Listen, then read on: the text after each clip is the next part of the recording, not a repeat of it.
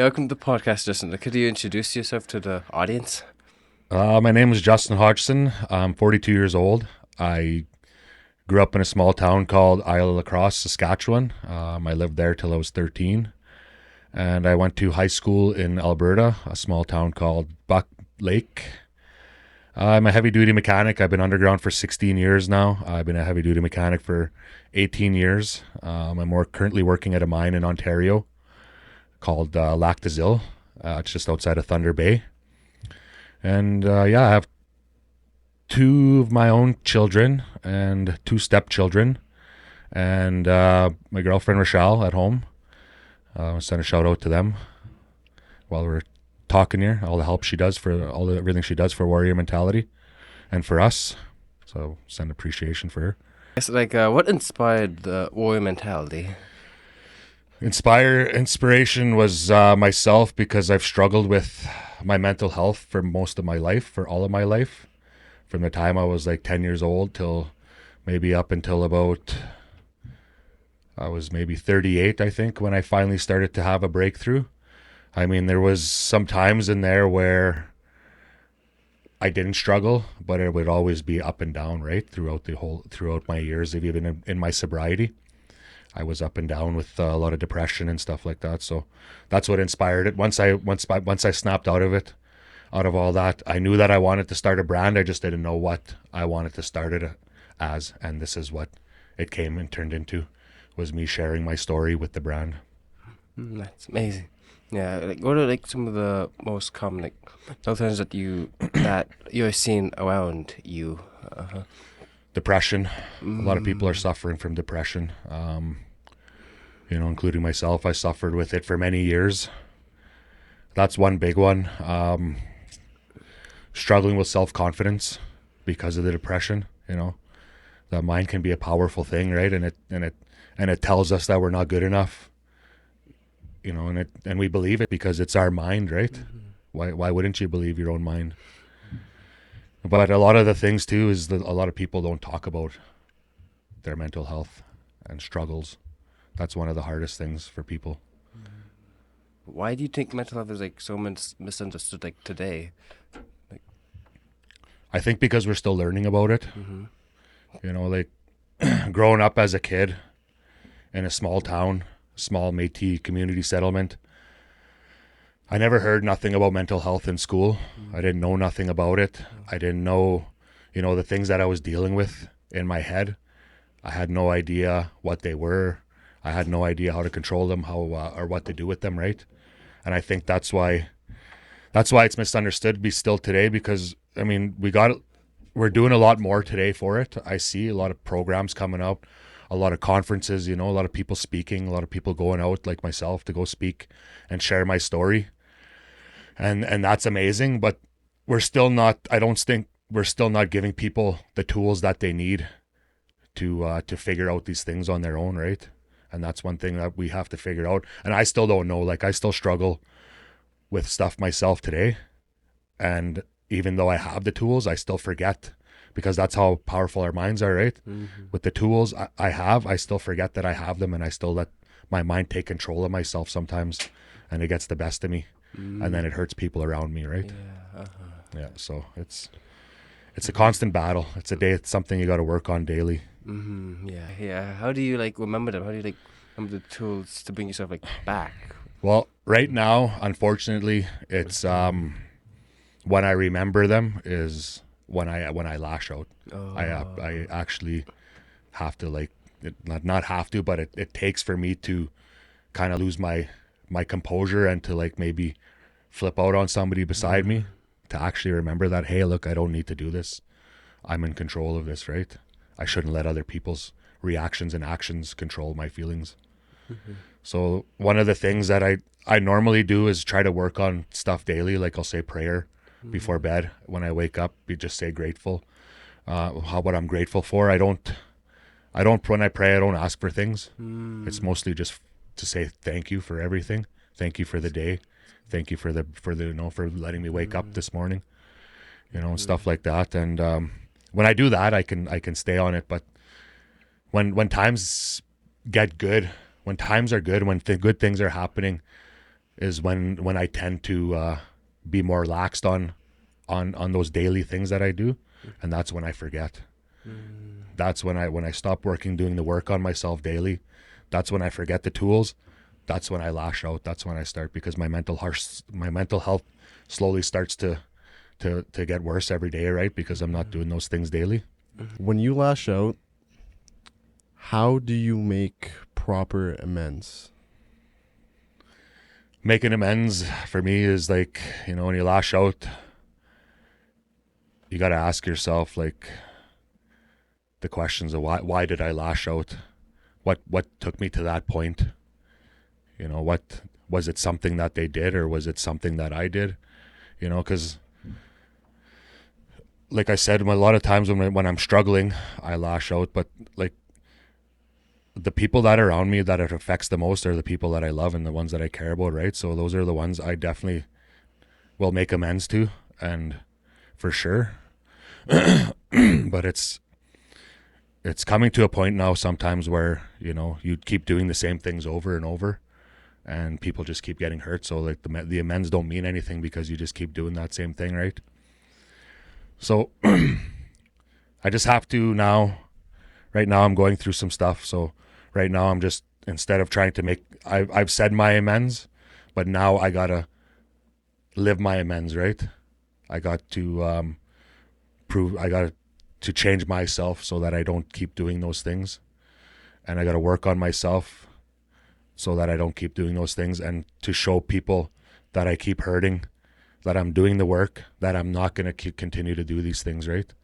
So there's a lot of different things. I guess, what you said, like prayer, it's helpful. I believe that that's good too. I do pray in the morning. I do pray in my beliefs, Yeah. I'm Christian, but I do pray, and then I guess making amends, it's hard to live it out too. It's hard, we say sorry, and then we switch out the next time, and it's just hard. It's I guess sometimes you feel like a hypocrite, but then we're human, we make mistakes, but when we strive to change, it's trying, The biggest thing about making amends is admitting that you messed up, right? And nobody wants to do that. Not even, especially a man. Because once I mess up, once I say the hurtful thing that I know is going to hurt somebody, it's already too late. I can't take that back. And when I say it, right after I say it, I know I shouldn't have said it. But then once I've said it, my stubbornness kicks in, and then I hold on to that even though I know I'm wrong. And then I take it further to another step, to another place, and then it just, you know what I mean? Then it just gets worse, right? So that's one thing that I got to work on now, is just taking, a few seconds to understand what's going on in the situation, and to figure out my reaction without reacting in that way again, and hurting people, and stop being so stubborn. When I do mess up, apologize right away. But as a man, we don't want to admit that we're wrong, right?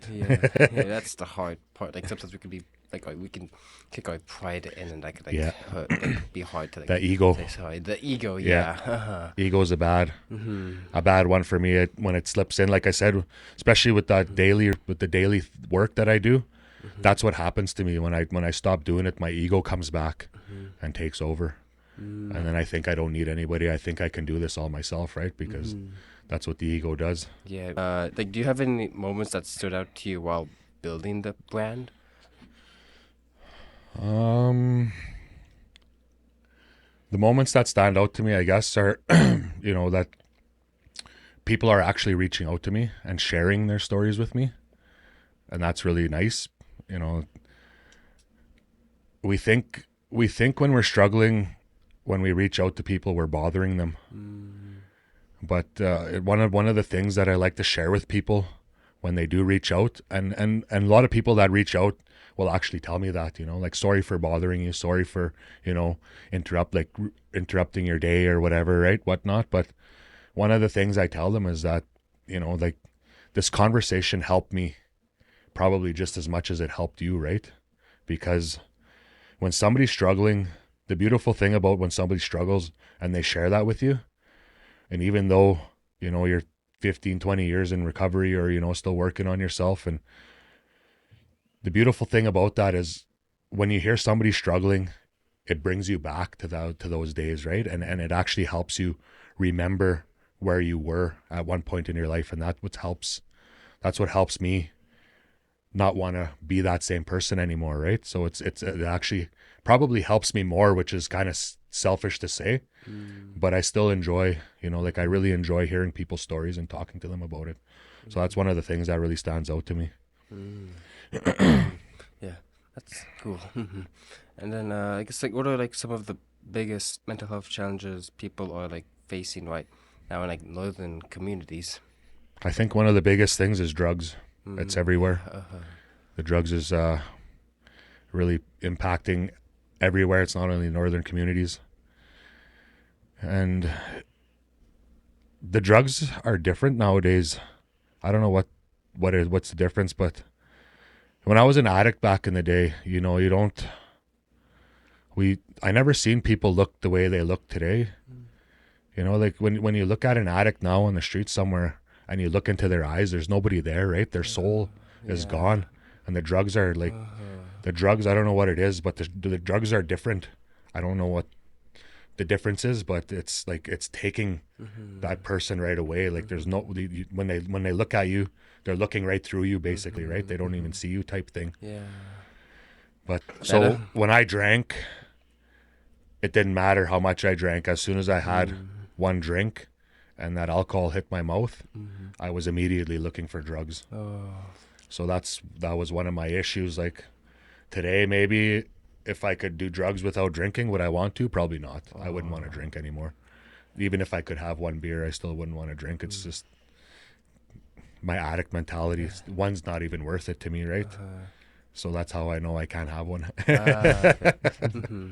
I guess like when you did drink or take it, did you like do it as an escape tool for your mental health? You like really struggling? Yeah. Oh wow. Yeah, I'll be honest with you. I didn't see it at the time, but now that I look back at it, I pretty much drank and did drugs the hardest I could, hoping that I wouldn't wake up in the morning, right? What messages are young men hearing today about masculinity, and how does that hurt or help mental wellness?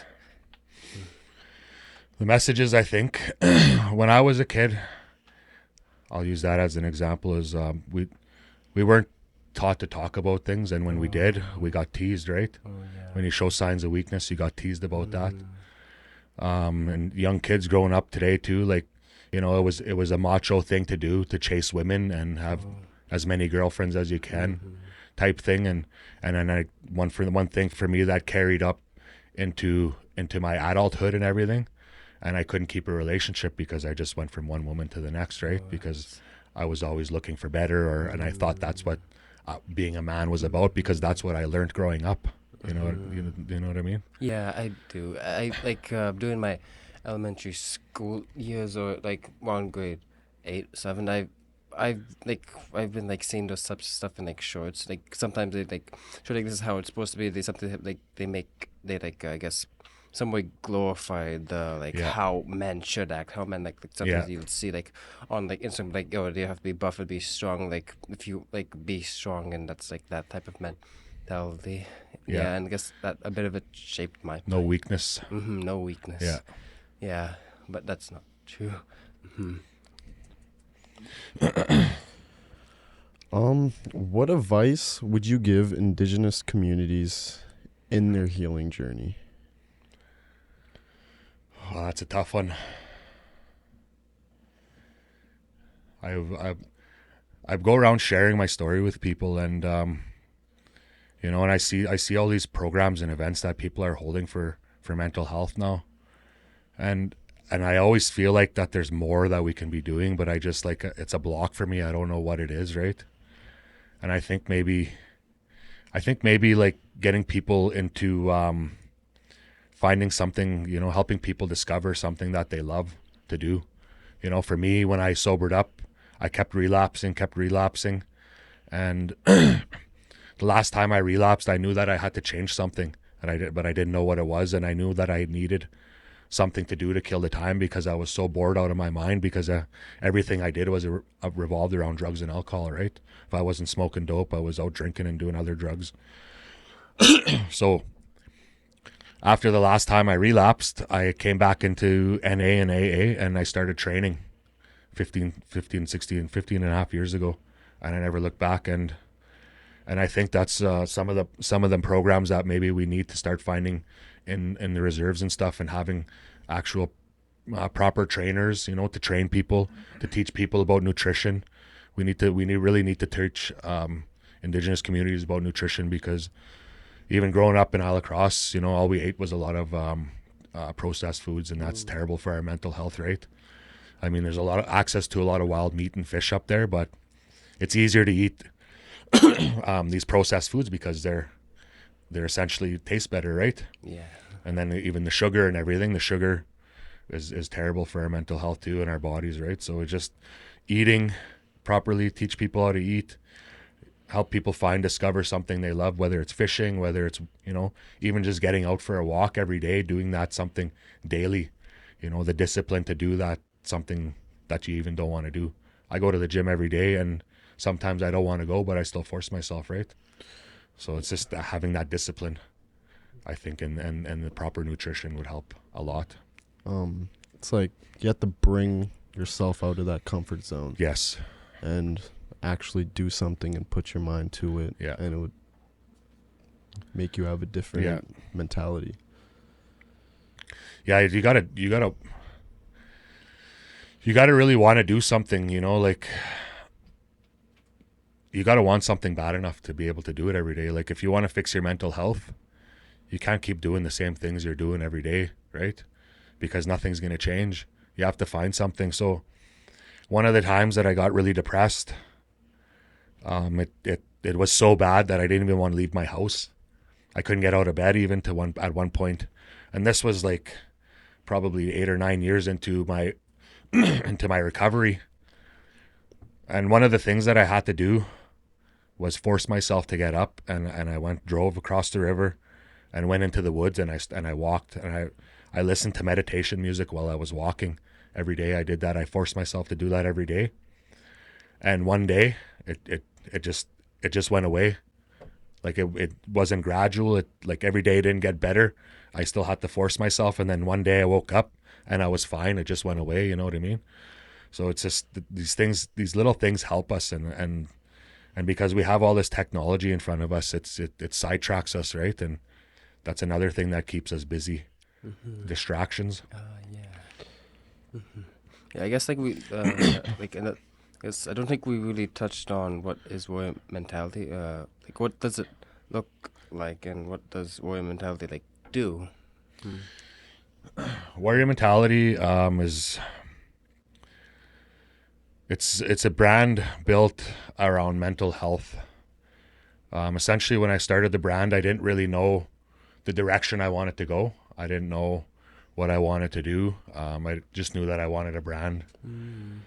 So when I started looking around, I knew I wanted something with Warrior, and then I reached out to this guy to build some logos for me. And when I seen the 3 logos, one was Warrior Fitness, one was Warrior Apparel, and I can't remember the third one. But anyways, when I seen those, immediately I thought to myself, like if there's enough gym brands out there, let's try something different, right? Like, excuse me.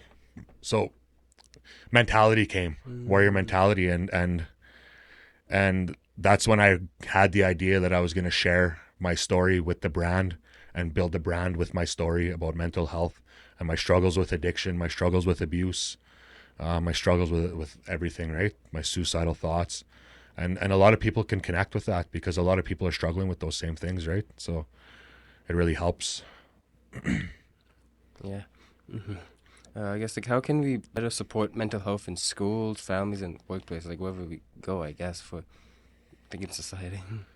I don't know where you would go, but I think one of the ways to support it is teaching people that it's okay to talk about things, even our kids. We have to start with our kids, right?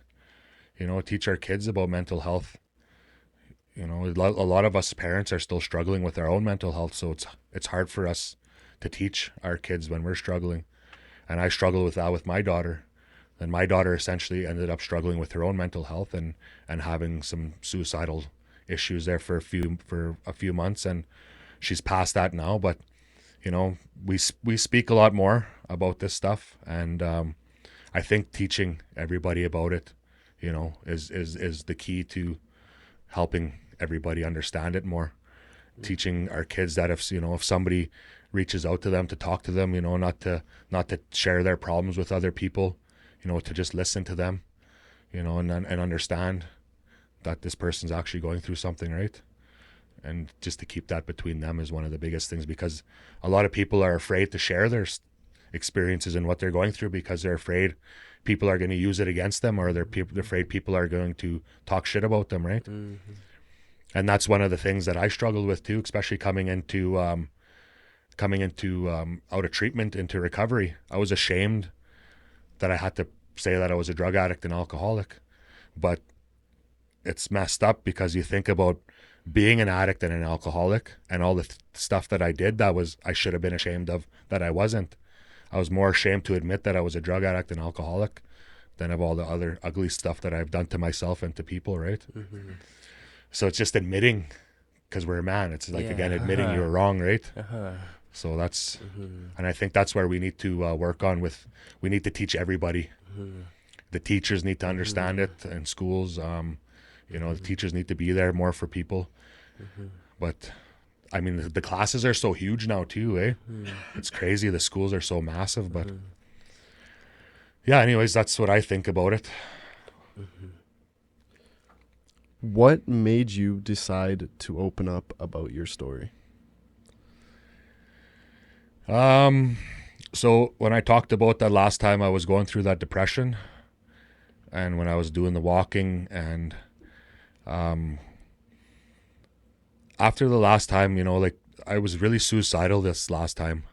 And the last time I tried to commit suicide, I made a promise to myself that I would never try that again. So I was afraid to share. I was afraid to speak.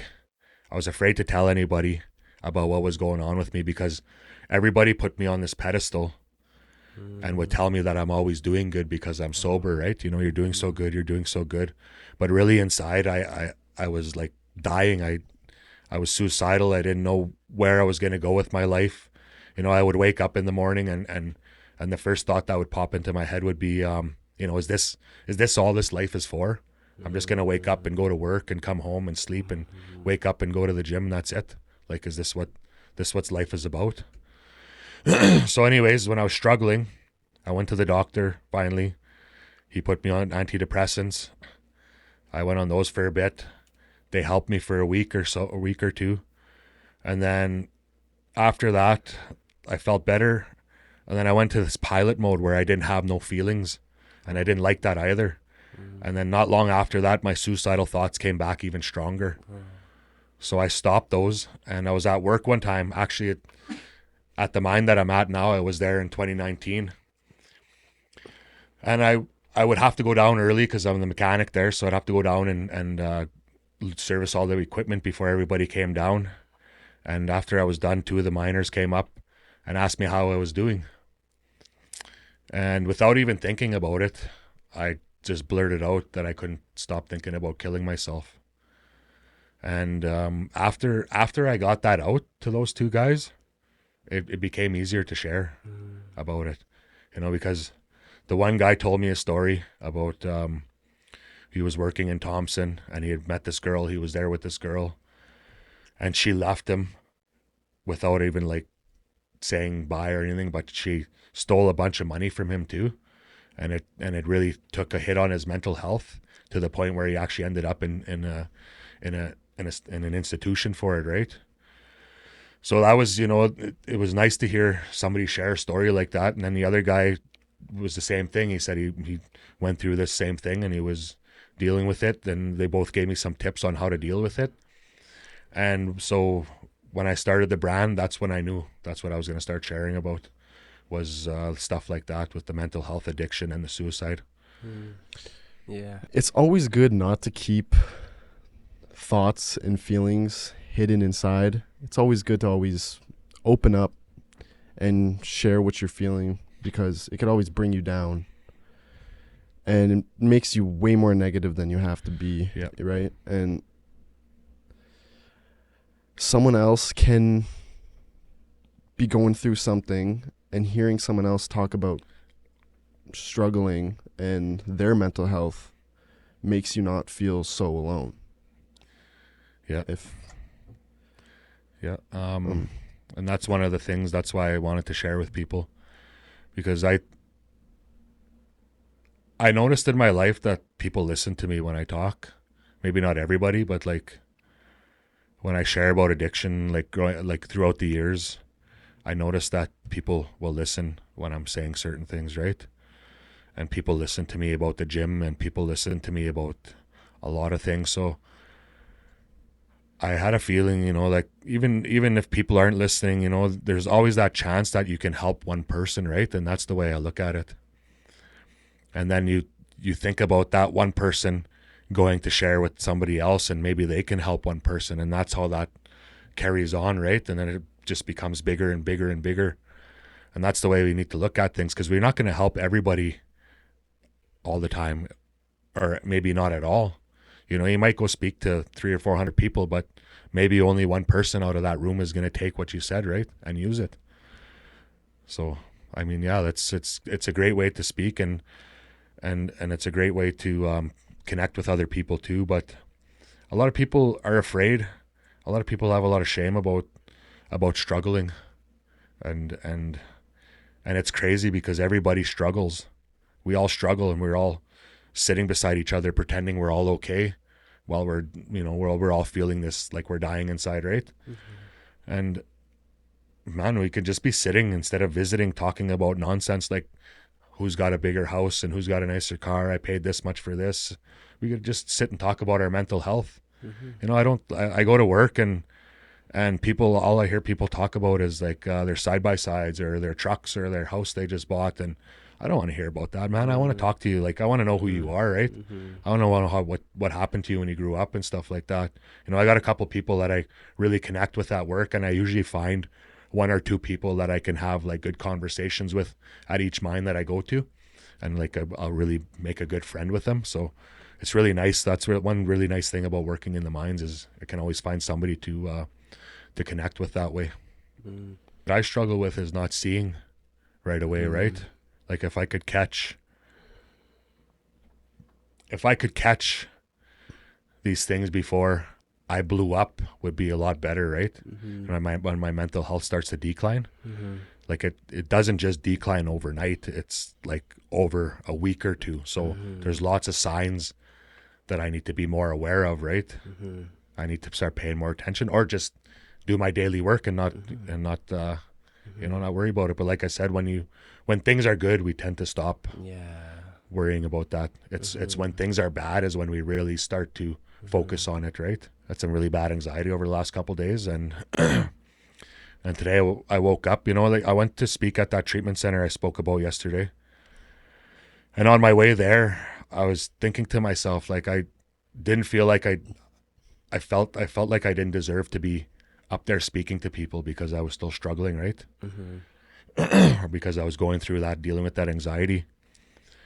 And when I was there speaking, I kind of shared a little bit about what was going on, told them about, my anxiety and stuff. And when we were done sharing, everybody was really excited and happy to hear my story. They were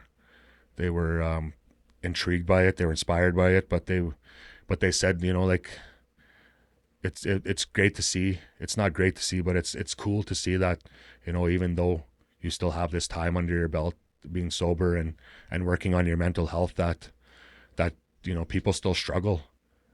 And that's one of the things I like to focus on. It doesn't matter how good you're doing, how bad you're doing, there's still going to be things that come up, right? Unhealed traumas or whatever. Something somebody does is going to trigger you some way or another, and you got to be prepared for that. Let's just take a quick break and mention our sponsors. Today's episode is brought to you by Hard Knocks Talks and SEIU West, partnership with Compony Housing. To learn more about today's sponsors and partners, find the links in the show notes below.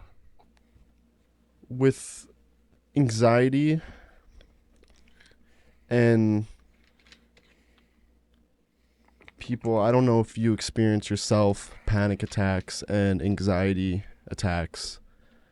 How did you figure how to overcome panic attack and anxiety attacks? I had an anxiety attack on Thursday, actually, because of the stuff that I'm dealing with right now. And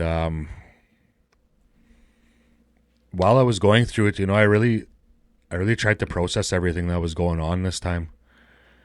It's because of me lashing out, right? So it was my own doing in turn that caused this anxiety attack. And while I was lashing out, or while I was going through this and couldn't breathe and I was having a hard time breathing, I tried to stay busy to try and get the focus off of what was going on, but every time I sat down, it would come back. I had a hard time sleeping that night, but one of the things I realized while I was dealing with this was I had a hard time figuring out why I was, what's I knew I was causing it, but what did I need to do to try and get this to stop? And so one of the things I tried to do was really focus on my breathing, because when I was having this panic attack or anxiety attack, my breaths were really short, I noticed. So I lay down, took deep breaths, and the situations that's going on, I focused on it, I thought about it, and the terms that I came to in the end was whatever happens with the situation that's going on is going to happen, right? So, and it's out of my control now.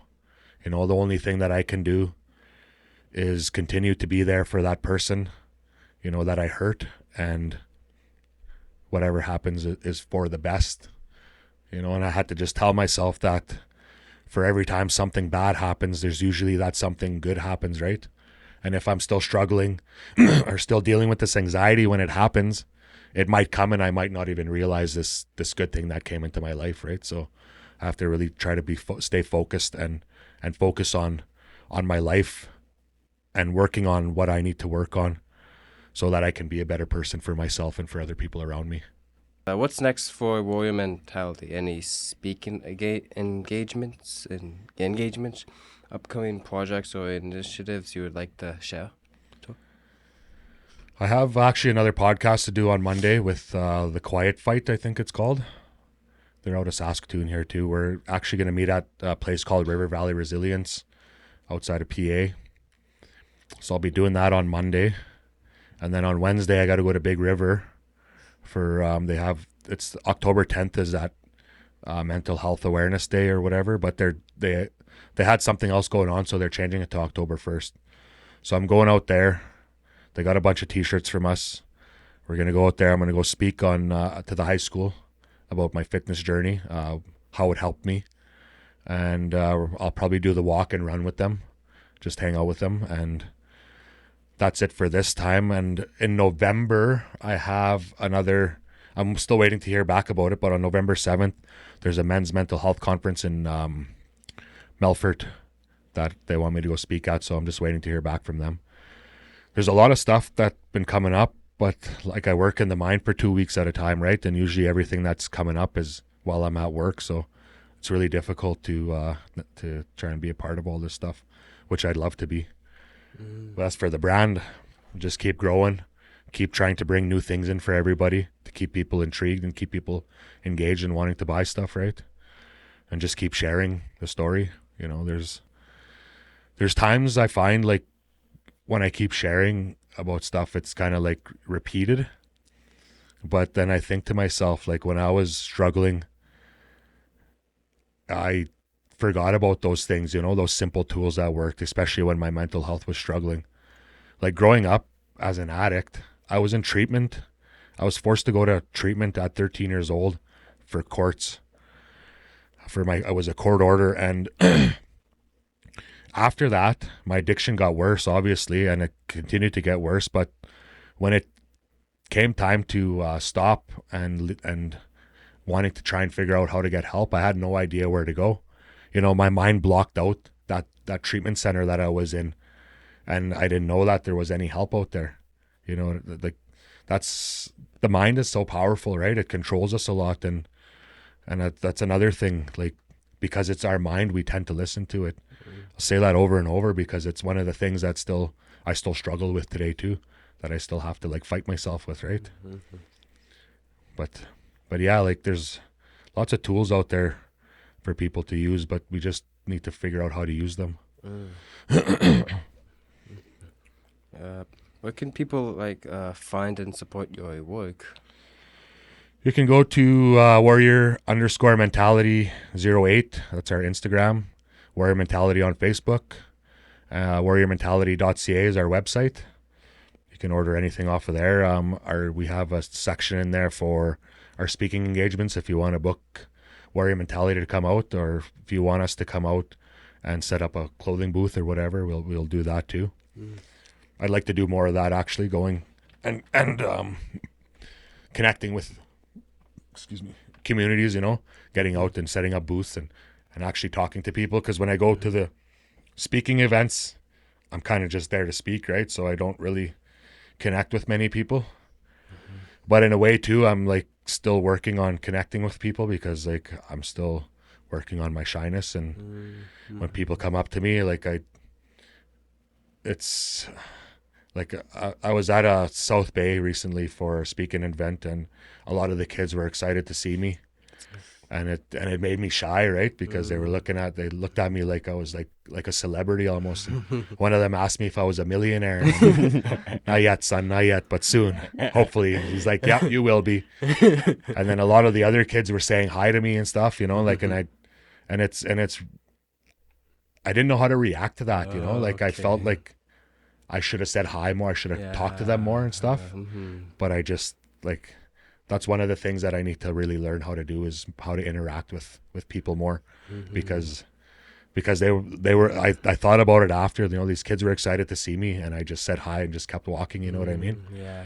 And they might just, it might have hurt them, I don't know, but that's another thing that I really have to focus on with myself, is learning how to interact better. When you speak out at different places and talk about how you feel, can you notice that good progress you're making, even if you're still feeling like you're being really shy and less open? Like, can you notice your own progress? The speaking to me now isn't as hard as it used to be. Like, to do this right now isn't that bad, to speak in a group of people, but it's just the interacting with people one-on-one, because I shut myself down for a lot of years, and I used to be really interactive with people, especially in my addiction. I used to try to make people laugh. I used to try to be center of attention, and then when I got into my sobriety, I couldn't be around people anymore, because these people were encouraging me to drink. These people were trying to make me drink, trying to make me use drugs. So essentially what I had to do was shut everybody out, and I was by myself, just me and my daughter, for our first year and a half, which was really nice. It was really good, but it just kept rolling on, and I just, I stopped interacting with people altogether, and I didn't know how to do it. And then I stopped even when I started the business, I always share this story about this one girl that came over to pick up some clothing from us one time. I was so nervous meeting people, right? I was just learning how to interact with people, and this lady ordered a crew neck sweater. I was at home alone. She said she's coming by, rings the doorbell. I walk over to the door with the crew, open the door, hand her crew, and shut the door. I don't even say hi or nothing, and that's how closed off I was. So I realized what I did, and I messaged her after and I apologized. I said, I'm sorry, I'm still learning. I'm really shy still right now, and I didn't mean to shut the door on your face and do that to you. And it wasn't even a big deal to her. She said, I didn't even realize it. But, it's like Daniel had said this to me one time. He said, a lot of people won't even realize this stuff until you point it out, right? So, yeah, that's one of the things that I still really need to work on is interacting one-on-one or, with a small group of people. Because like I said, I could have affected those those kids that wanted to talk to me, right? In a way that was negative to them. Maybe they don't look at me the same as they did before they met me, right? So there's some things that I need to think about there, but it'll get better. It'll get easier. Just got to keep doing going out, speaking to everybody. Yeah, that's good. If you could leave our listeners with one message about mental health, what would it be? The message is speak about it. If you don't know what you're going through, learn about it. Learn about mental health, learn about depression, learn about your suicidal thoughts. Ask yourself why you're thinking about suicide. Ask yourself what triggered, these thoughts coming up. Ask yourself these questions and really sit, really sit with these questions and think about them when you're asking yourself them, because that'll help you a lot. I know it helped me a lot. Asking those two questions, why am I feeling this way and what can I do about it, right? And usually the way when I was feeling some type of way, it was because something that somebody did triggered me. So that's another thing that I had to learn was to stop letting other people's emotions and words affect me. And that's another thing that I'm still struggling with today again. It's coming back, right? And I think a lot of it has to do with me right now is being in control. So that's another thing that I got to work on right now is letting go. So, and that's another thing, like once we identify the whys and once we identify the whats, like what can we do, then we can let that go. That's how we have to let those things go in order to move on from them. Because if we hold on to them, they're just going to keep us sick, right? But letting go doesn't mean they're not going to come back either, right? Yeah. You have to deal with them. So, like that's where that daily work comes in. Those daily little reflections, And I spoke to a friend today about my situation that's going on with me with the anxiety and stuff, and he told me just to go back to the steps, Here, like step number 1, you're powerless over the situation, right? Yep. You're powerless over this.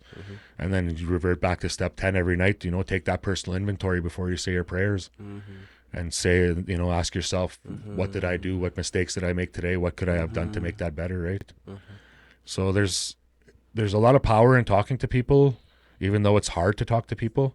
I preach it a lot and I still struggle. And I usually often wait till it's too late to start reaching out to people. So that's just one thing that I'm going to change again. I'm going to start reaching out to more people and talking more, because that conversation I had with that friend today really helped me.